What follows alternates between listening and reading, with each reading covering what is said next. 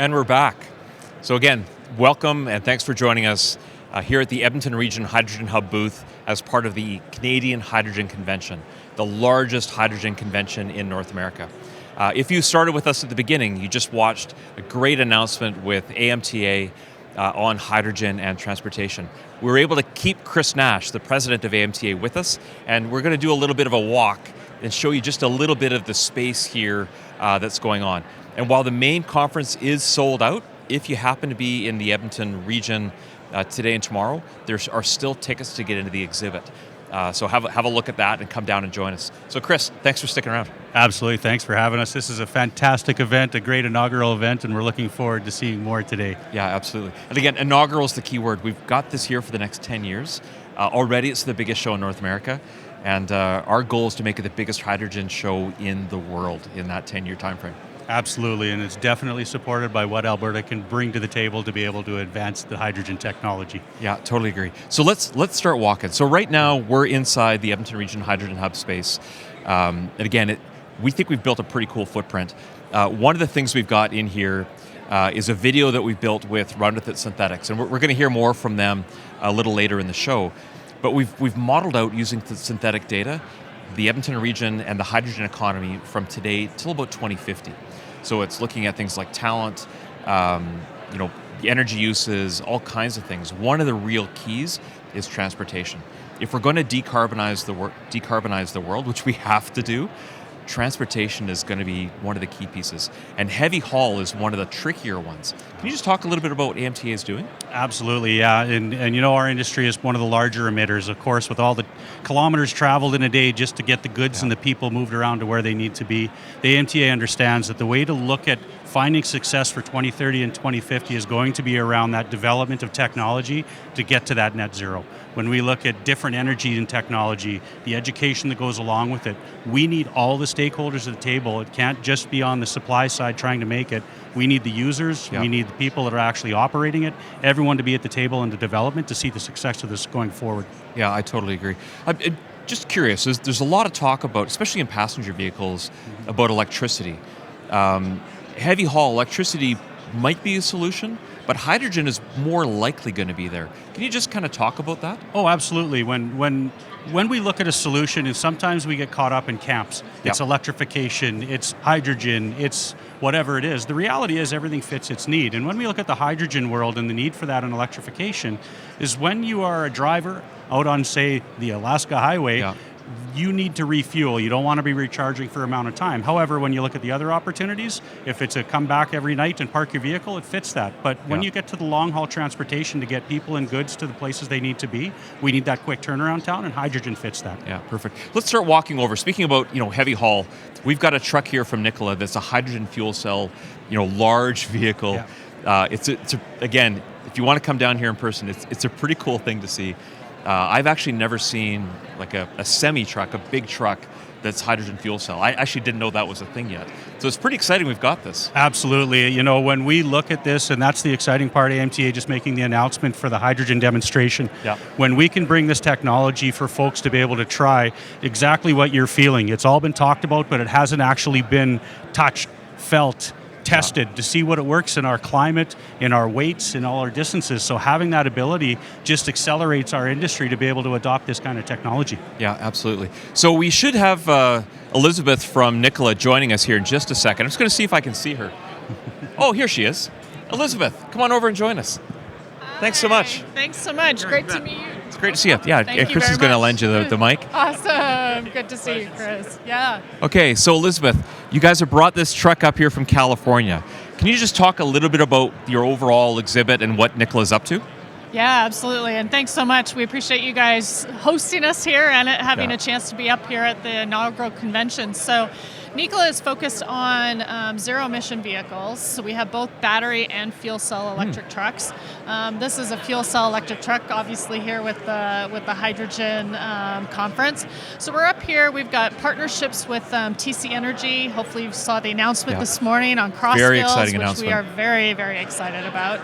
But we're trying to cover the whole ecosystem because we understand this is a really complex transition that we're trying to do. I always often talk about the three-legged stool, right? There's the vehicle, there's the fuel, and the infrastructure.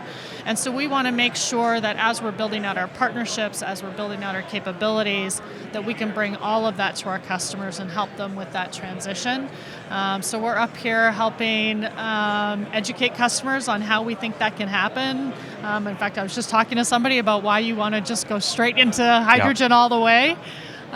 Versus doing hybrids, but yeah, we're very excited to be here. Well, and that's an interesting idea, because there was a lot of talk about dual fuels and blending hydrogen with diesel, but you can actually go full on hydrogen fuel cell today. Absolutely, absolutely. And the truck we'll show you here in just a second actually has been on the road in California, as you mentioned, in trial with Anheuser-Busch, so pulling beer loads, which, those Precious of us cargo. in Canada are very excited about. In fact, we pulled a load of beer, for the Super Bowl. Oh, wow. So these trucks are on the road now. This is one of our alphas, so it is still in trial with Anheuser-Busch, but yeah, we like to talk about the future is now. Yeah, that's a great partnership to have. And, this display behind us, this is actually what you tow behind the truck. So it's not just something you build, this is the mobile studio. This is a mobile studio. Now, we didn't pull it, I need to be honest, we did not pull it from California up here. Okay. Unfortunately, going back to the infrastructure and fuel, that's not available yet. Okay. But it's certainly something our truck can pull. I mean, these are Class 8 semis ready to be on the road pulling loads. Okay, so we need to get those fuel stations moving. Speaking of the truck, I think everybody's probably pretty anxious to see the truck. So let's start walking over to it. And for anybody who's watching online, there's a lot of people here. A lot of people here. It's an exciting day. It's very exciting. So we're moving slow, partly because we've got to navigate through the thousands of people that are at the show. We're expecting about 4,000 people to be at this. Wow. So again, it is the largest hydrogen show in North America, which is pretty cool. All right, so we're just going to come up here and have a look. Excuse us here, guys. All right, so this is the Nikola vehicle. Can you tell us just a little bit about it, Elizabeth? Yeah, absolutely. So this is a Class 8 vehicle. Currently, it is built for U.S.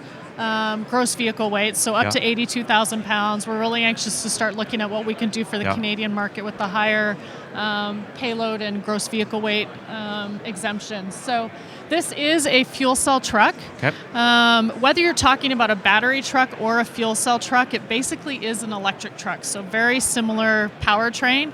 This does have batteries, but they're there just as supplementary power, just to help the fuel cell when needed.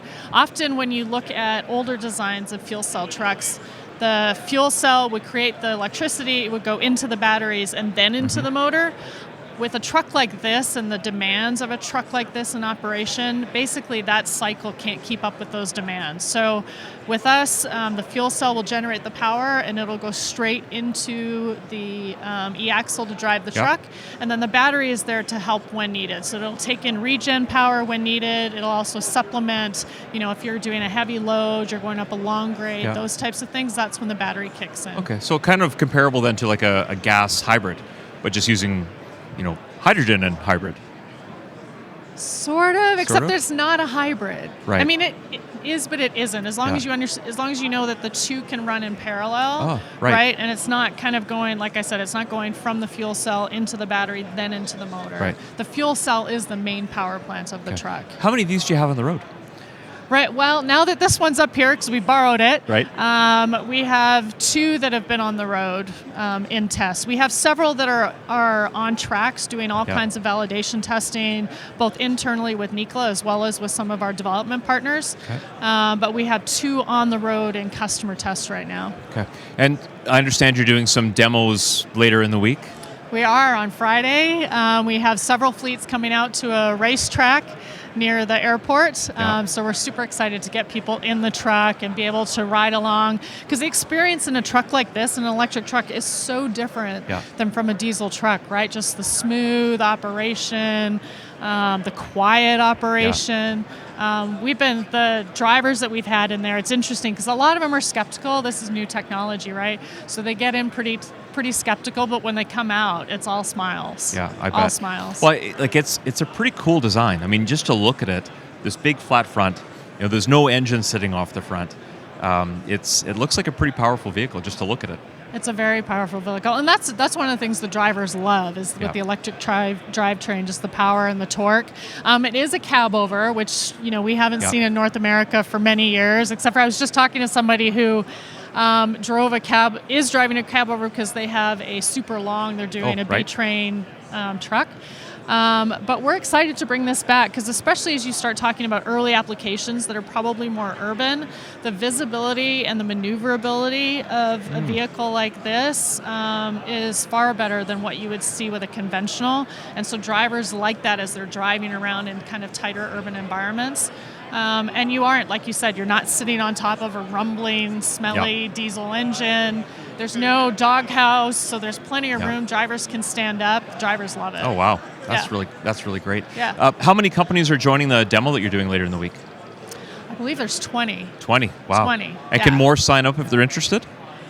Come talk to me. Okay. I'd have to find out, but probably. I'm sure we can probably slip some more in. Okay. Well, I think you heard that here. If you're interested in joining those demos, if you are a major trucking company, you're looking to refresh your fleet, get a hold of Nikola. Us. Yeah. Okay, thanks so much. And enjoy the rest of the show, and thanks so much for doing this. Thank you. Yeah, I appreciate it. Yeah, you bet. Thank you. Thank okay, you. Chris. All right, thanks. We're going to... Appreciate it. Looking forward to Friday. It. Yes, absolutely. Maybe I should have said, yeah. ask him. We're looking at about 60 carriers. Wow, So 60 carriers. It's a full day we're going to have out there, so we're very excited to be able to do that.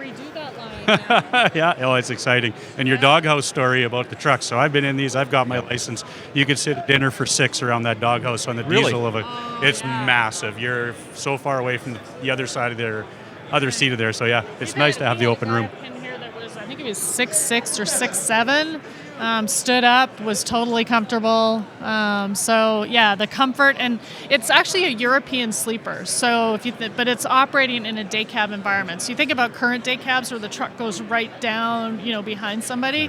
The room in here, and so if you're spending any time in detention, we have some of these trucks. The battery trucks are running in port dray operations. So if you're stuck on the port for 2-3 hours waiting for a load, you can sit back in the back and kind of lay out and be much more comfortable. So.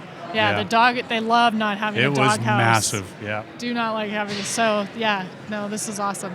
Yeah, that's fantastic. And I see as we're standing here talking that people are going in and out of it and having a look. I haven't done that yet, but I'm going to. You need to. Just remember, 3 points of contact. 3 points of contact. Safety first. Wonderful. Okay, thanks again, Elizabeth. Right, thanks. Okay, enjoy the show. See you Friday. You betcha. Looking forward to it. You bet. So this is super exciting, Chris. Again, there's so much happening here. And I know we've got another session we're doing with you in a minute, but we're going to walk over next and have a quick conversation with Explore Edmonton. Perfect. So I'm going to take that mic back from you. Again, We'll thanks so much. We'll see you in a little bit. Okay, so again, this is the Canadian Hydrogen Convention, the largest show in North America on hydrogen. We've got about 4,000 people who have joined us from all over the world. We've got, I think, 19 international delegations, with some of them as many as 20 or 30 people from countries around the world. And they're here again for 2 days, plus we also have a third day that we're doing with the Alberta's Industrial Heartland Association, doing tours of many of the facilities that are there, as well as the carbon sequestration abilities that exist in our region that are pretty unique. So we're just about to join here with the team from Explore Edmonton. It's going to walk a touch faster. So Steph, can I come in and interrupt your team? Hey, how are you? Hi. Oh, hey, Chris. Hey, nice to see you. It's so good to see you. So we're here now with the team from Explore Edmonton. This is the Edmonton Region's tourism group. They actually own and run the convention center that we're in right now. Can you just tell me a little bit about the show and just the scale of what's happening? Yeah, absolutely, Chris. This has just been so exciting when I walked in this morning to see everyone here and the energy that it's bringing. So this hydrogen convention has been in the works, and it's creating about $2 million in economic impact for our city, which is just absolutely phenomenal. As you know, the hydrogen sector has really been taking off. There's so much potential with the sector, with hydrogen, and I think we're really all here to just learn and understand where it will take us with this emerging sector. So yeah, absolutely. And I'd say too, Edmonton Global played a lead role in building this and making it happen, but we could not have done it without Explore Edmonton. Your team has just been fantastic partners, and we started this with a conversation we had with DMG on September 1st yes. of this year. of 2021. 2021, September, which yes. is, not very Not long far, ago. not So that to go long. from an idea to actually having a conference in about 8 months, having, 4,000 or so people here, pretty amazing. It's just phenomenal, and that really goes to show just what partnerships can do and where it can bring us to where we are today. So that's fantastic. So. Absolutely. And I know you mentioned the $2 million in economic impact. Yes. I think that's direct. When you take the direct, indirect, Yes. and induced, I think we're around 3.5, Oh, 3.6 I'm million. sure and with the 3,000 to 4,000 people, it's gone beyond that. I'm sure as well as you look at the fantastic. figures. So it's really exciting. I would love to tell you more about what's happening in Edmonton. Sure. Well, I think Kaylin's got a little bit of that here too. Exactly. Right? So I'd like to pass it along to her. Okay. She can tell you all about that. Okay. Thanks so much. Okay. So, what's going on around the Edmonton and the Edmonton region? Well, first off, we are so thrilled to have you all here in Edmonton, and we encourage you to explore as much as possible during your stay. So we do have some tips for you looking to explore Edmonton. So we recommend you check out one of our amazing restaurants, either downtown or on White Avenue. And Explore Edmonton actually has some discount saving passes. So if you're looking to support our local businesses, check out exploreedmonton.com and our discount passes for Old Strathcona and for the downtown area. You can also immerse yourself in the arts by going to the Art Gallery of Alberta, just close by. Or why not check out one of our amazing trails at the River Valley? Enjoy the outdoors while we've got some great weather. But simply put, there's no shortage of things to do in the city. And at exploreedmonton.com, we've got lots more recommendations. Or you can give us an email at info@exploreedmonton.com, and we'll be sure to give you the best recommendations so you can enjoy your stay here. Okay, thanks so much. And I'd say most people who are tuning in probably have never been to the Edmonton region. Maybe you've never heard of the Edmonton region. So we're about 1.4 million people. Yep. There's about 14 municipalities that make up the region. And one of the things that really unites this whole space is the River Valley. Yes. Just the piece that's inside Edmonton, is, 20 or 25 times the size of Central Park? 22 times the size of Central Park in New York City. So the River Valley, we are working really hard to activate that space so that it becomes more accessible to not only locals but visitors. One of my favorites is checking out either the Walterdale Bridge and the trails nearby there. You get to check out the North Saskatchewan River, and you can even rent scooters and segways. So if you like a bit more of the fast-paced sort of exploring, you can do that as well. But either way, we've got some beautiful sunsets, sunrises, you name it, and we just hope you enjoy it. Okay, thanks so much. And I'll say too, just talking about the river, last summer there was 2 different days where it was in Celsius, high 30s, low 40s. Oh yeah. And people tend to think about Edmonton as being a little bit further north. We certainly do get our share of winter, but we get a wonderful spring, nice hot summers, gorgeous falls. Yep. It really is a place that has all 4 seasons. We really are a 4-season destination, and we take pride in the festivals that we have all year round. So no matter the time of year, there is a festival that you can enjoy. We take pride in especially our winter festivals, Deep Freeze. You can explore some ice sculptures. You can interact with local businesses, check out some parades. So we definitely want visitors to come no matter the time of year. And we're here to help. Yeah, sounds great. And I'd say too, one of the highlights for me is Fort Edmonton Park. So Yes. Fort Edmonton is this living history museum that's really large. They've just opened a new Indigenous experience, and that Indigenous experience is it's incredibly powerful, very moving. Yep. So just, we've got arts, we've got culture, we've got sports. We're taking some of the group to the Oilers game tomorrow night. But also, if you really want to connect with the meaning and the history of this place, you can do that here too. Absolutely. We've got it covered. Fort Edmonton Park is opening very soon. They were closed for the winter season, but the Indigenous experience you can't miss it. You can even ride one of their steam trains across the park there, and that's another way to explore the River Valley as well. Okay, wonderful. And I'll just say too that from the Edmonton region, I think we're a half a day's drive from 5 UNESCO World Heritage Sites. That's right. Just down the road, again, about 3 hours, is Jasper National Park. Yep. The largest national park, I believe, in Canada. Yep. And it's, it is just an absolutely magical place. That's one of the great things about our city is there are a ton of day trip opportunities nearby. So whether you're checking out Elk Island National Park or you're heading down to Jasper, it's not too much of a trek away. And all of a sudden you're in the mountains and you're checking out a brand new landscape, and then you can come back to Edmonton. So lots to do. Yeah, exactly. Well, thanks so much. Really appreciate it. Again, if anybody's coming down and wants to learn more about what to see and do across the Edmonton region, even in places like Jasper, please come and visit with the team here at Explore Edmonton. We worked with Jasper Tourism, Travel Alberta, and Explore Edmonton to build a pretty cool little video about that connection between the Edmonton region and Jasper National Park, and here it is up next.